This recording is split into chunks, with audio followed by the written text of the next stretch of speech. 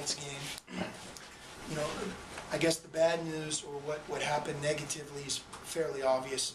Anytime you have 27 turnovers and you're a good team or playing at home, it's unacceptable. It's like, I guess the analogy would almost be a football game with 5 or 6. But having said that, to be able to win and have those turnovers, now that's a completely different story. And the focus for me after the game is, you're going to play about 35 games. Not all of them are going to be fair. You know, once in a while, just a free throw doesn't go in. Once in a while, you have foul trouble. Sometimes you just, for whatever reason, stymied for a long period of time offensively, and then you try to fight to get out of it. So when you have those moments, what you hope is that you can learn and grow from them, but still win. And that to me is the gratifying thing about tonight. Everybody focuses on our freshmen and our new talent, and we love those guys. They've already shown what they can do.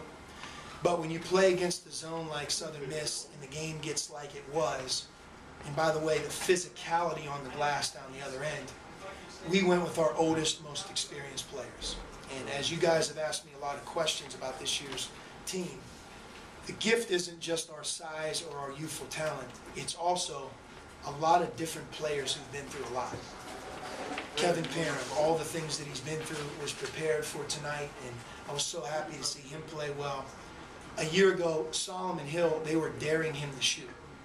There were a couple teams that played their man in the middle of the lane and allowed him to shoot. If he wanted to shoot 12 threes, he could have. All of his hard work throughout his career, but in particular this summer, you know, when he shot that ball in front of the bench, I thought it was the biggest shot of the game. I knew it was going in. And those guys have been through a lot. They were ready to win this game.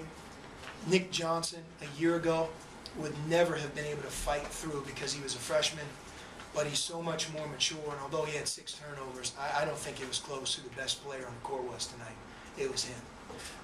Mark Lyons, it wasn't his night. He stayed, he kept fighting. We won without his night being that. So I guess as I try to bring to life how I feel, there's some real bad things and we'll grow from it. But when you go through a season like we're going through, it's awfully nice to be